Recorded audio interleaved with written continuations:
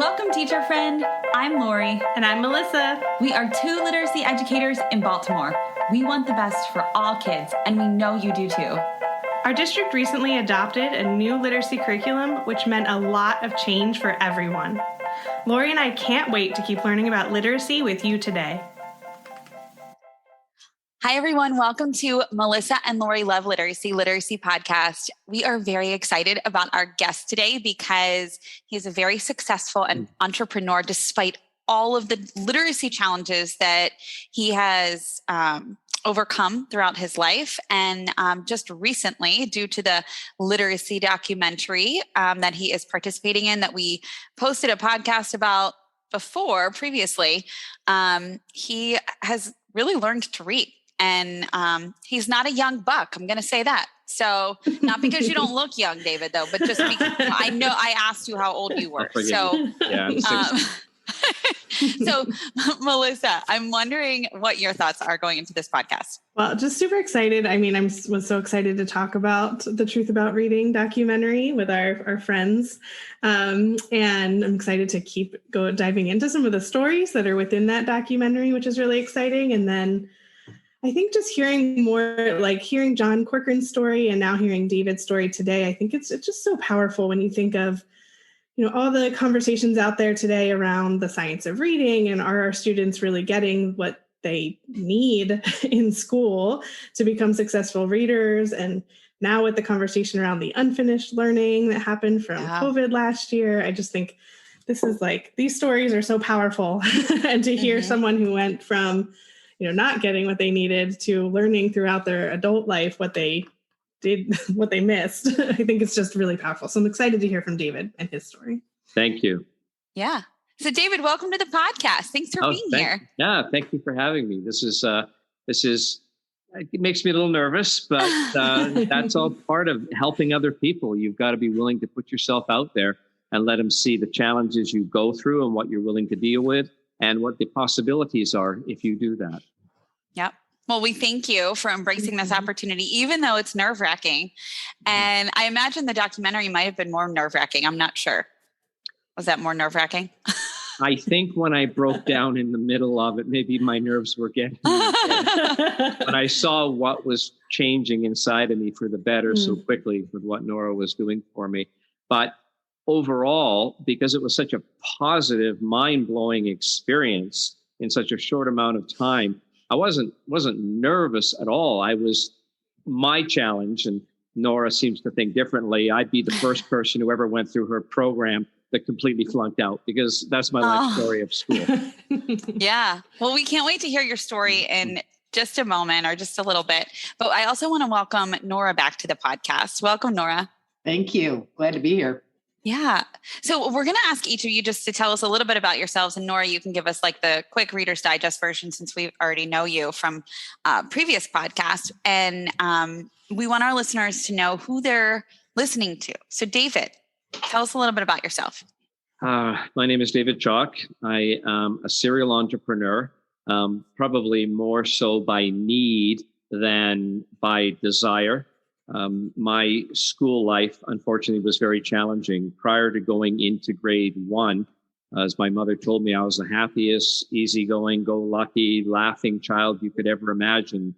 I believed well ahead of what would be potentially my grade level because I just enjoyed. I was just open to everything in learning. When I went into school, I can literally remember day 1 of grade 1, when the teacher asked me a few questions and was sort of testing the children. And by their books, I failed on reading, writing, and spelling, even though it was not a test. It was just some verbal questions, and the class started laughing at me. And I think that was a turning point for the rest of my life, because from that day forward, my life was, I say it, a living hell. I have acute dyslexia, ADHD. I wasn't diagnosed until I was 40 years of age. So therefore, you could say I was a person who just thought life was hard. Fortunately, I worked really hard in school, but I couldn't make it. A C- was probably the best I ever got. I never really turned on school in such a way to quit or give up on it or get angry about it, even though I was tormented in class, bullied, absolutely humiliated in front of the class. It wasn't the teacher's faults. They didn't understand that. They would always point me out, put my name on the board, put me in the corner, and turn my back to the class, send me to the principal's office to get the strap for not paying attention. And because of all of that, obviously I missed out on a lot of whatever it was they were teaching to read. But because it wasn't sinking in, because I could not come from paper, looking at something on paper and getting it into my mind, reading failed me. And long and short of it is I graduated barely. I was voted ceremoniously least likely person to ever succeed from a school that was about 150 years old. And I guess in some way, some redemption, 25 years later, I went back to my high school reunion, and I was told I was the most successful person to ever graduate from that high school because of what I did in my life by facing adversity and risk. I could have done a lot better if I could have read and written and spelled. But I think what I would like to get across to people, we need to change the system. We need systems and training like what Nora has. But for those people out there that are suffering in life, I want them to know in the meantime that their desire to want to get ahead and what they've gone through in their life puts them in a category of willing to risk and willing to push. And if there's anything that I can tell people who are having a challenge in life is to go for it. And that's there's two parts to this. One, how did I get where I got? I still don't understand, but it was just sheer determination because fighting my childhood. And then the magic that could occur in children and adults if they were taught how to read, write, and spell properly. It would be magic for the world. Mm-hmm. We agree, David. Very much. Melissa, did you want to ask a question?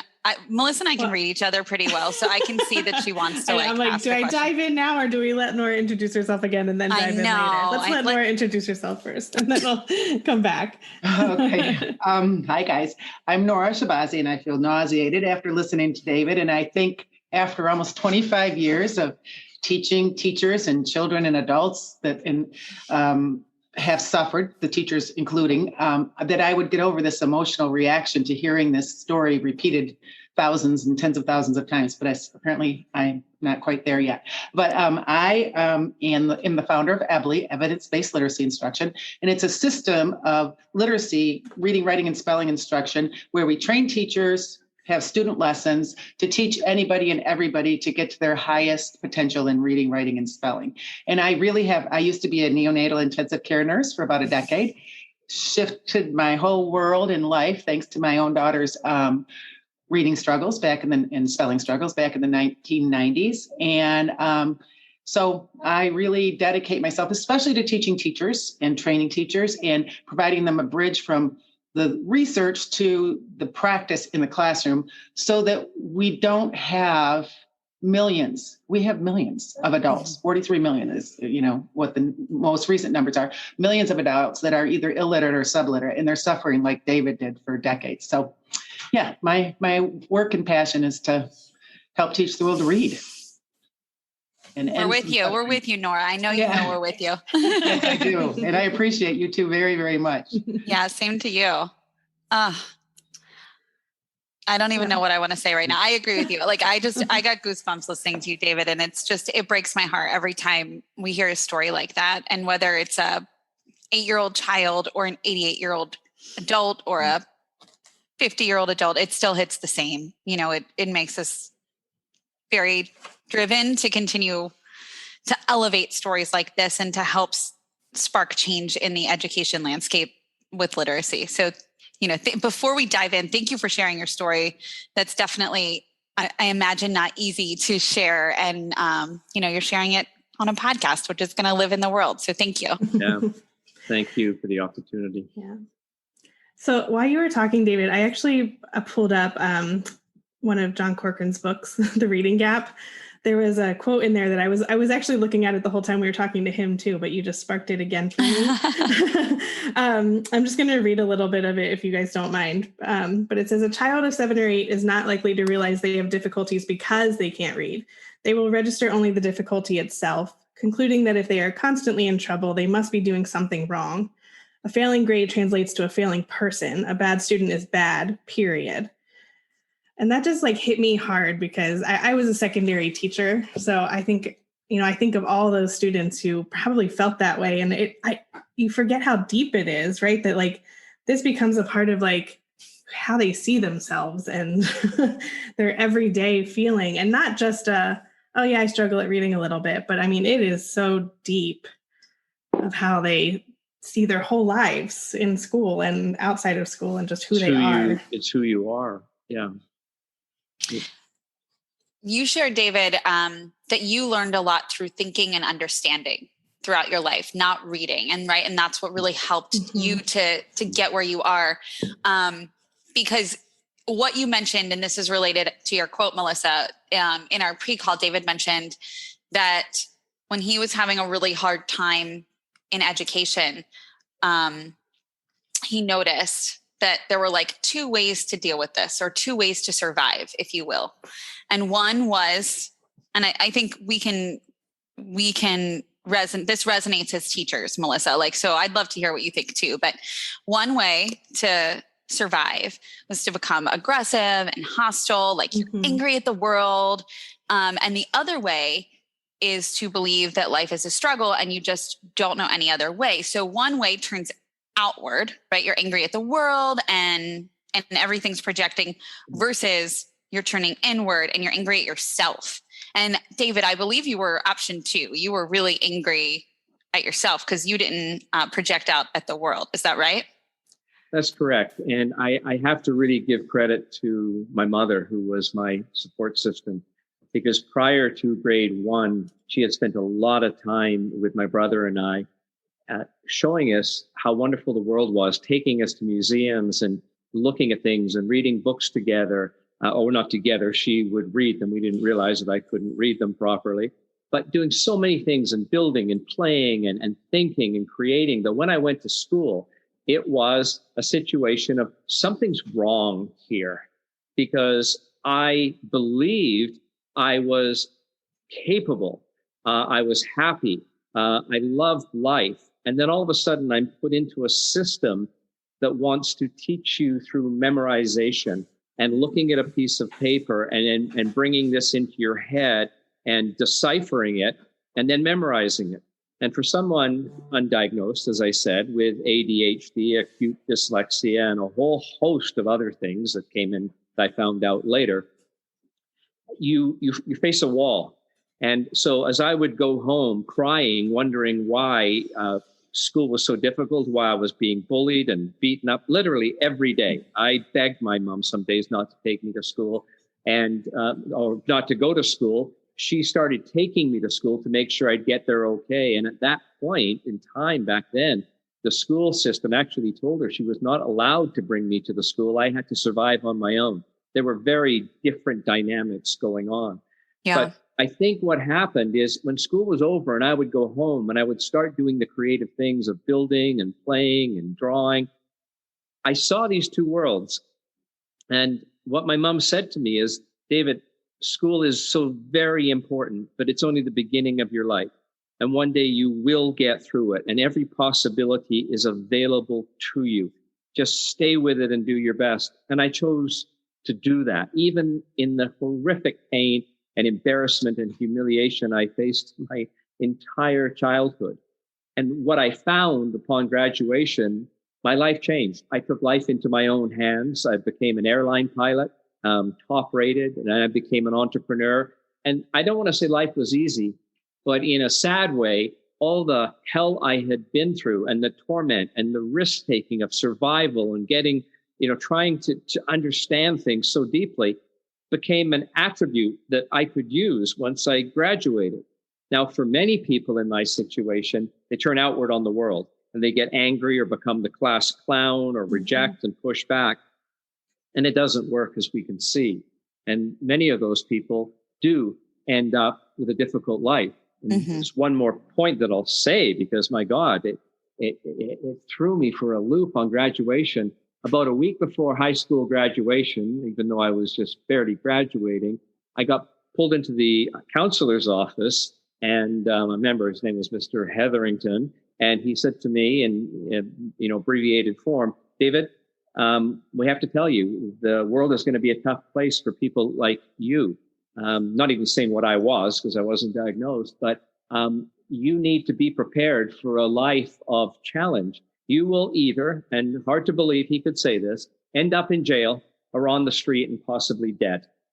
Because what they saw in me was a child who didn't want to learn, rather than a child who could not learn in the rote memory system the way it was presented in a school. And if anything, that and all of the other things I told you projected me forward, not to prove to the world or really to prove to me, but to free myself of everything and be the person that I had developed over 12 years that was a capable thinker. And that's how I went forward. But my God, if I could have learned to read, write, and spell, I can only imagine what I could have done.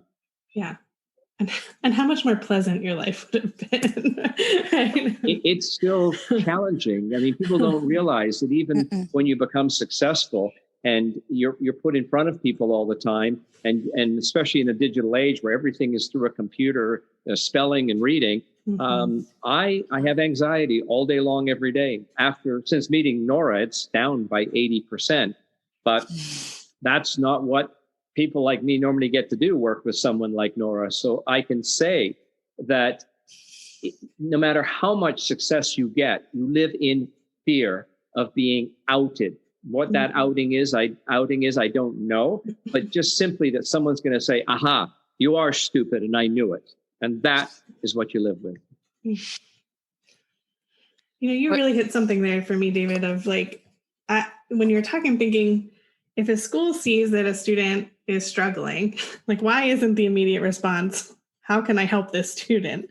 And you really hit it when you said, like, they saw you as someone who didn't want to learn, right? And I wonder how many students out there, and I don't think teachers are necessarily doing that on purpose, but I think that is like how they might see the student as the problem versus the way that they are teaching the student. And they have big classrooms they have to manage. And when there's a few people like me that take extra time and energy, and then the results don't prove worth their while, they tend to put you to the edge. Yeah. Now, I know these days it's changed a lot with assistants in the classroom and different ways of taking testing. But, I'm going to be really brash and say it, that I think there's still a big problem. And that is the education system now has ingrained in it a way to handle these so-called problem children, even though we understand more about these learning disabilities. It's not so much a learning disability, it's a learning difference. And what I mean by that is rote memory for certain brains, left brain people do fine in it. Right brain people, it's hard.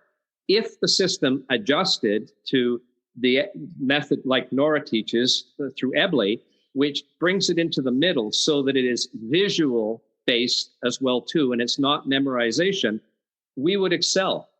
But the systems, and I'm not an expert on this, but what I can see is the school systems, the education systems have millions in budgets, millions in dollars to continue to push the learning the way it's done and fit a square peg into a round hole. Children like me spending millions of dollars trying to make it work and never realizing that if they just change the approach from rote memory to an ability to understand reading by verbalizing and not just picking it up off the page, they wouldn't need to spend the millions. But therein lies the problem. Who's willing to give up?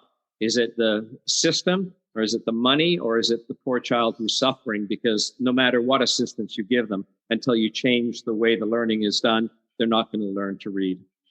Yeah. I think you bring up some good points, David. And, we agree that the system does need some overhaul. And that hopefully when that overhaul does happen, whether it be, it's like, for example, I'm thinking Baltimore City adopted some curricula that address, and in the literacy space, right, that address exactly what we're talking about. Foundational skills, building knowledge, the whole suite of the science of reading.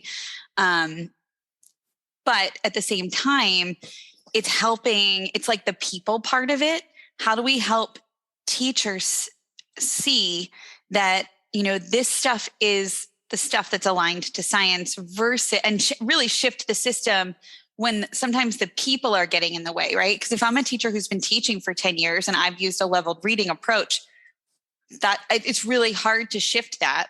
Mm-hmm. And we know it doesn't work to be like, just do this, right? That doesn't work either. So you're right. It's that understanding piece and understanding the deeply, and then seeing a little bit of success and then going back and thinking, oh gosh, okay, this was successful. Why was this successful? It's hard because we don't have the time to do that, because students, honestly, like you, are falling through every day. And so, we don't have time really to get everybody on board, but we have to get everybody on board. And then there's all of these additional things that we've talked about. We've talked to people, political experts such as Kimiana Burke in previous podcasts, who are working at the, not political experts, what am I saying?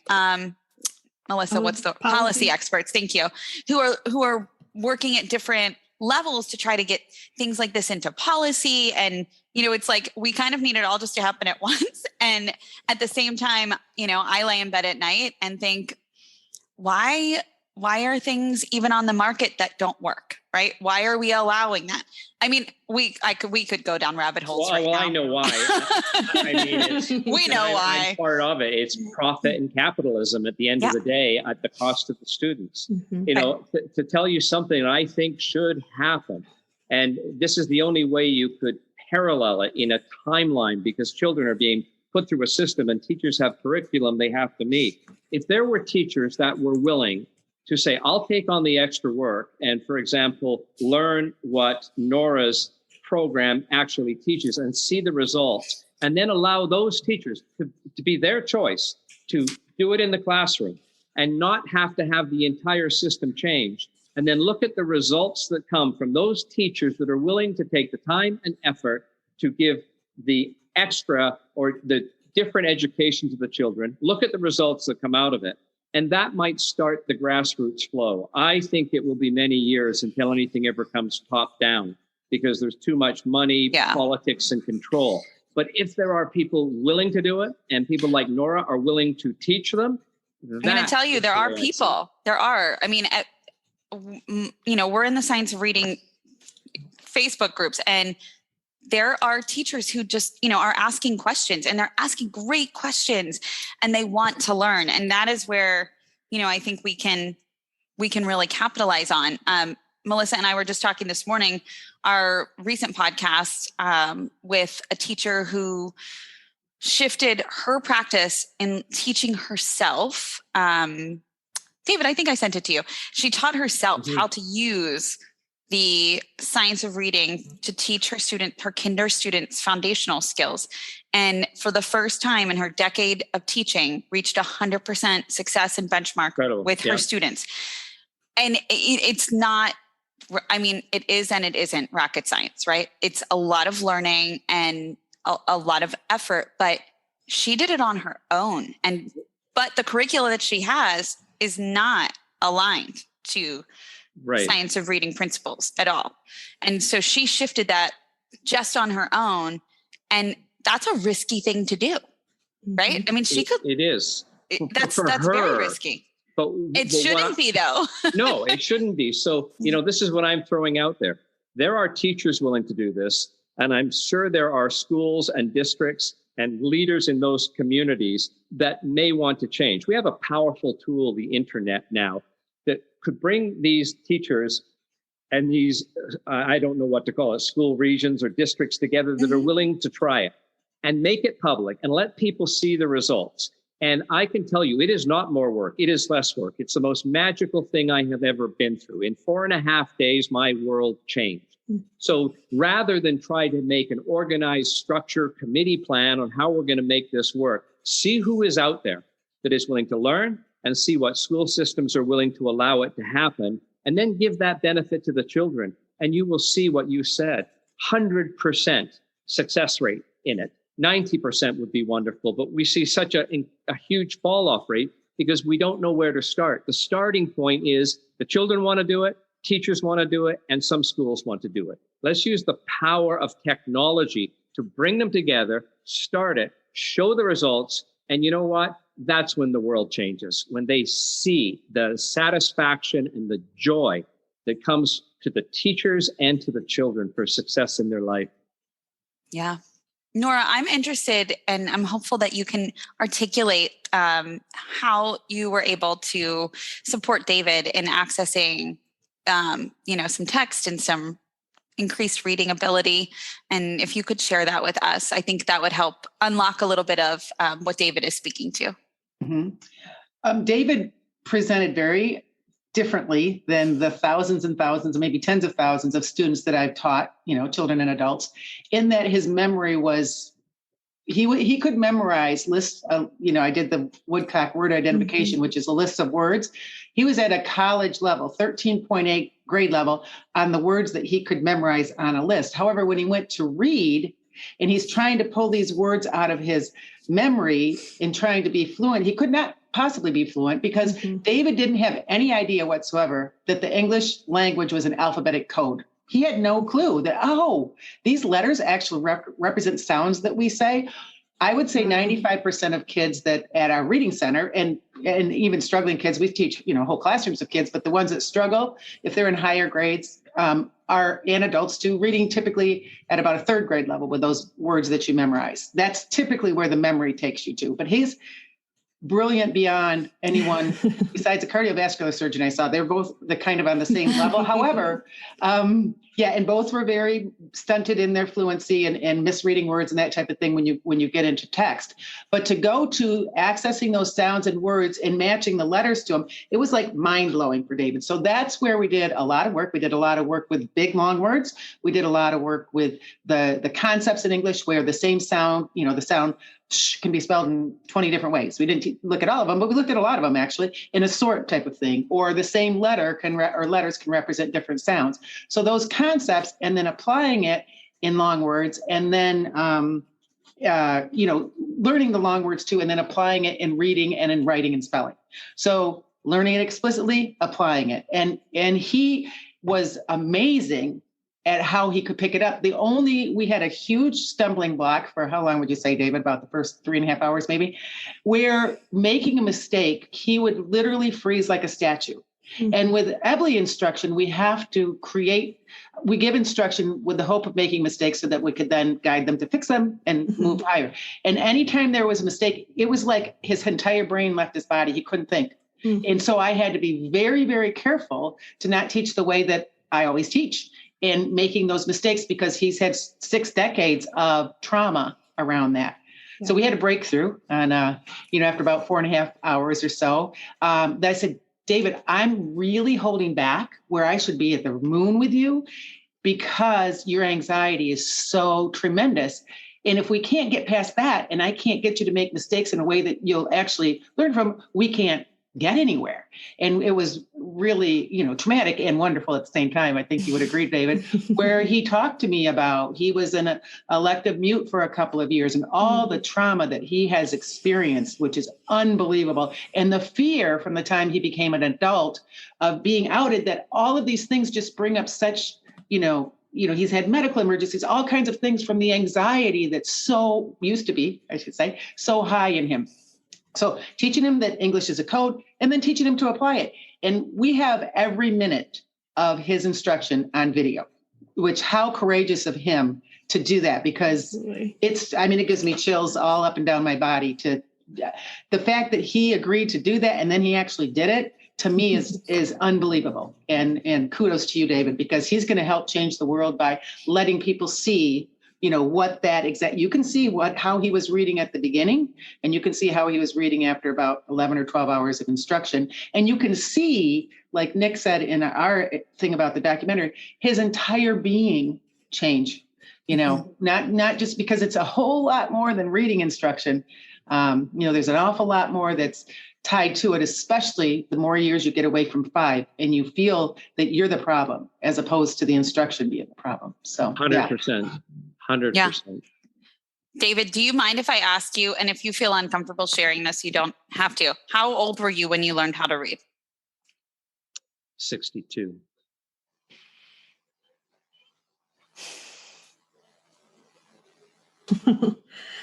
Oh. Can I just 2 months ago? 2 months ago.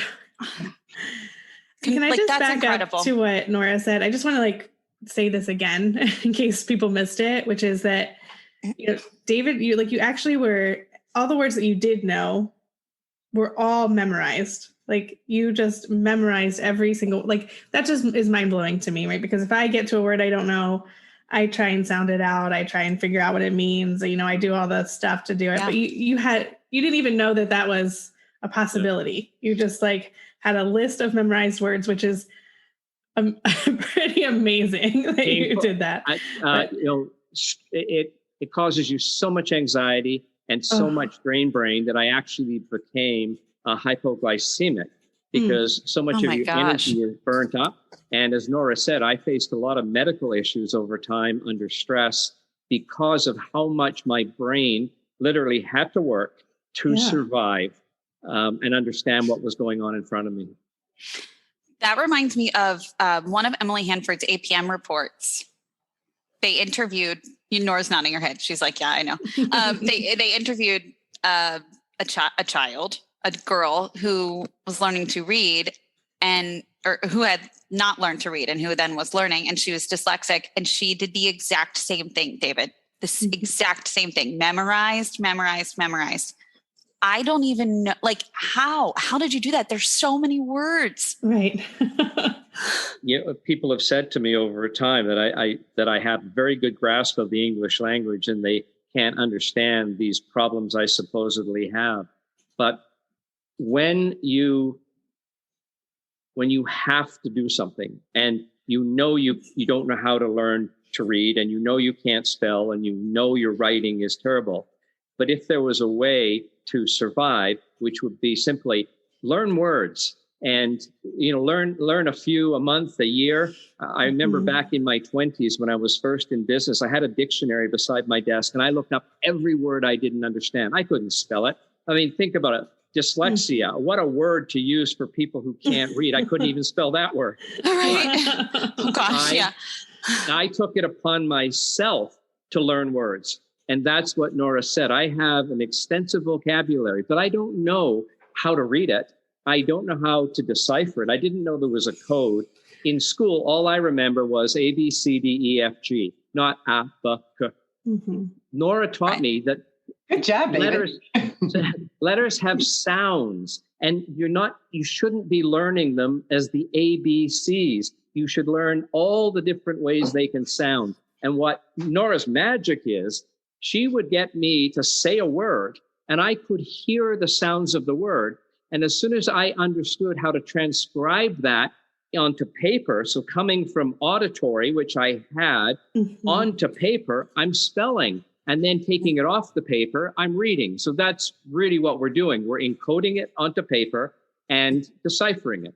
But the education system that I went through, and most people do, is decoding from paper using A, B, C, D, E, F, G, and trying to get that to stay in your mind. And it didn't work for me, and it doesn't work for more than, I don't know how many Nora said, 40 million people in the U.S. alone. Right. So that's just the adults. The adults, let alone the children who are suffering. So for me, I guess I can say the fortunate thing was I realized that knowing words could help me. And then as soon as I understood the power of knowing the words, how easy it would be to learn to read and write and spell. And if I can say one thing, yes, the worst of all of it is spelling. One of the reasons I became an entrepreneur is I couldn't fill out a job application. One of the reasons I became an airline pilot when I was 18 is because you didn't write in the cockpit, you spoke over a microphone. Everything in my life was about verbal. Getting me away from pen and paper and book to go verbal.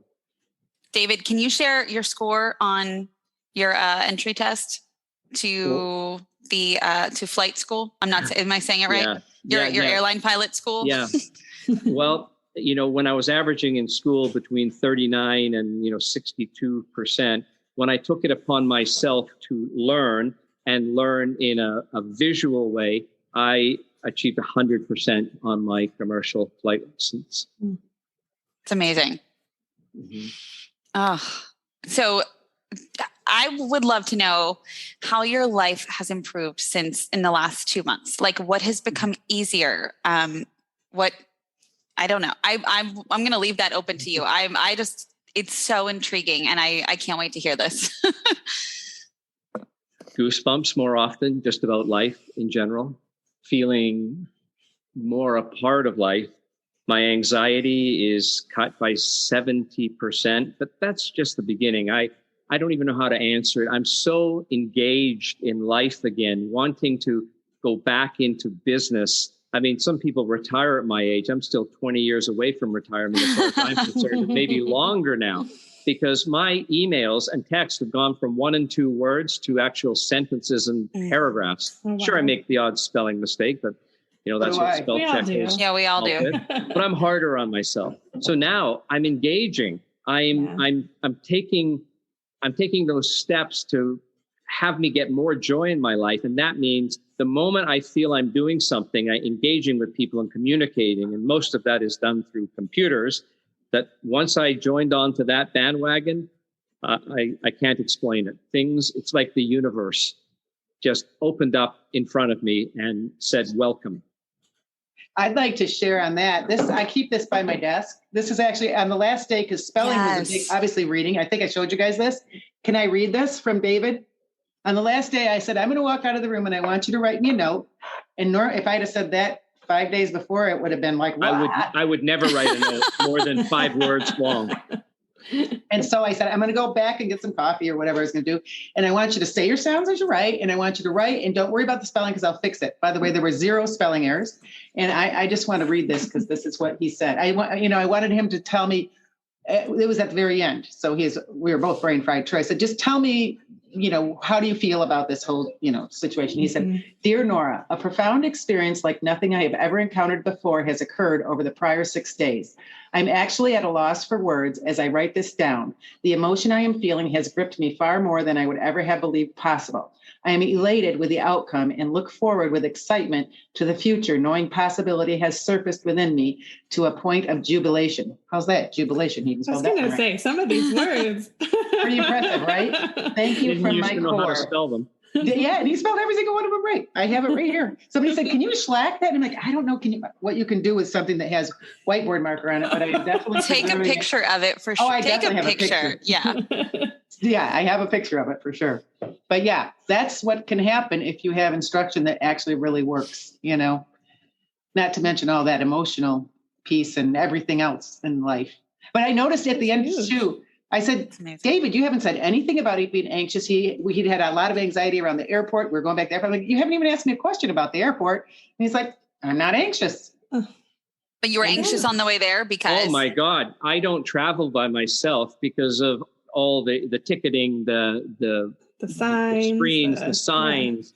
Yeah. And so Nora guided me from the moment I left my house on FaceTime through the airports, through the check-in, everything. I've always had, when I was successful, I had executive assistants to help me. Mm-hmm. And, and lately, and especially during COVID, there wasn't anyone to guide me. She booked, checked, organized, strategized everything for me to get there. And I arrived with anxiety, but I got there okay on the way home. As she said, yeah, I just did it. And it sounds like nothing to the average person, but my life was ruled by what I can do when I'm out in public trying to read and understand directions. And he came from Canada, which was a whole... David and I had never talked until like 2 months before he got here. Maybe even less than that, I don't know. But that was a huge rigmarole to all the COVID stuff because you can't leave Canada or you can't get back into Canada either. Right, so yeah. There was a lot with that. So that greatly increased the anxiety too. And John Corcoran and I kept saying, do you think he's going to come? I don't know. This is kind of a lot. Yeah. And like you said, that's just stuff that, so many of us take for granted, right? We just do it so easily going through our days. And can you tell him, David, about the 2 planes, the destinations that you got to that were not the correct ones? Oh boy. Yes. hard to believe. It's embarrassing, but twice. And I don't know how. This was probably 15, 20 years ago when they didn't check it. Oh, no, more than 20 because it was before 9/11. they didn't check your ticket or your loading area quite so well. I got on 2 flights and ended up in the wrong city. I was going to do a talk on technology, which I speak on. One time I ended up in Florida. One time I ended up in the Midwest. And there were other times when I almost got on the wrong plane, or, I'd say 20% of the time the wrong gate, or I would read the numbers backwards. Gate 23 is actually gate 32. Right. No one ever checked. I would just sit there. Plane would load. I would go up and they'd say, "Oh, your flight left from gate 23 about half an hour ago." This was my life. And you just cope and you don't panic and you don't get angry. You just know that is life. I think as many people who are listening and who are like can relate to I take that for granted. I think there's also a lot of people listening who can either relate to your story, David, or relate to having somebody or maybe more than one person in their life who has your story. So, I also want to just stamp that as many people who are listening and thinking, oh, wow, I took that for granted. There's also a lot of people listening who are thinking, I know someone, I have a family member who, now that might be a different said 40 view. million people. Yeah.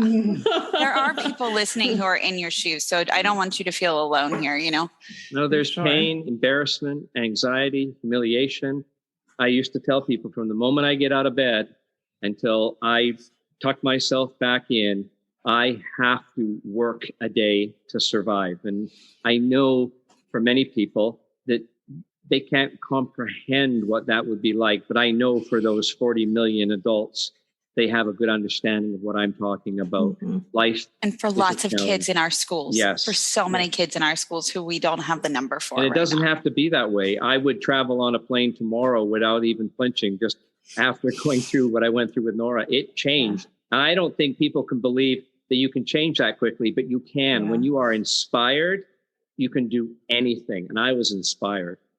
Well, I think you even didn't. Well, I know you didn't believe that you could change that quickly. We spent a lot of time in those last years like, what is going on here? I mean, how can that big of a transformation? Obviously, I saw it too. And it was in his speak. It was in everything. And he's like, I don't get how. He said the reading thing and the spelling thing is unbelievable. But how has this changed my whole inner being? That's strange. And it isn't a difficult learning. It's an understanding. And as soon as you understand a code of why it works and how it works, all of a sudden, everything else that is weighing down on you moves away because you say, my God, I understand how it works. There isn't layers and layers of learning and little acronyms you have to learn. None of that. It's simply that, oh my God, it's like going to the other side of the mirror and seeing what's really there. And I saw it and I went, okay, it's all different now. Mm-hmm. A good friend of mine, and Melissa's too, I think, always says literacy is currency. And it really, I just keep thinking that as you're talking, David, it is the currency that we need to give every single person in this world. Let's just leave it there, My success came from my passion and risk-taking that was beaten into me as a child. The failures that I had were the currency of not reading, writing, and spelling properly. And I can remember many of them that would knock me backwards so far that some people would not have picked themselves up. But at the same time, what was beaten into me to survive got me back on my feet. Not a happy way and not a fulfilling way to go through it. But what I saw was if I could have the energy, passion, and motivation that I have, and many people have it, but could overcome the fear, worry, and anxiety of being outed for what people can say about you. I truly, not that I needed anything more for joy, but I feel like I could have changed the world. Well, David, your story is just so incredibly powerful and obviously with Nora's support. And we just can't thank you enough for sharing with our listeners today and with us today. And before you leave, though, you know that we always ask all of our guests to leave one piece of advice for our listeners. So if you, a piece of advice for someone that could relate to your story or to our teachers out there, we'd love to hear what advice you have. Know that you have it within you to change a person's life by simply supporting and encouraging them the way my mother did for me.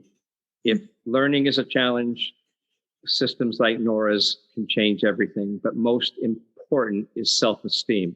And without that fundamental part of self-esteem, what my guidance teacher told me, that I would end up in the street or possibly dead, is an outcome. Because without it, you're worthless to yourself. So powerful. Thank you. Nora, do you want to add any advice this time? I know, yeah. I want to piggyback on something that you guys had said as far as family or somebody you know probably is a struggler. David, when he was coming here, the people in his family were like, you don't have a problem with reading. Why are you going to do that? So I think I want to point it out very clearly to say, once you hit high school or so, maybe even middle school, you become an absolute expert at deceiving people on what's going on. Mm-hmm. So the people in your world who say, oh, I don't spell very well, or, oh, why don't you, I don't have my glasses. Will you read that for me? Or I'm not a very good reader. I don't comprehend so well. Those people, many of them won't even say that much, but you have many, many people in your world, every single one of them do, maybe including yourself, if someone who's listening to this, who are struggling and you have absolutely no idea of what that is in the how extensive the impact of it is on everything from reading a menu to going on an airplane to reading your prescriptions to a birthday card. You can't read a love letter from somebody that you love. Everything, the literate world puts you're on the outside looking in type of thing, and you can't get there. And so I think understanding that this, in the 43 million adults is really illiterate people. There's a whole lot more that are subliterate. They're like, I can get through it if I kind of have to.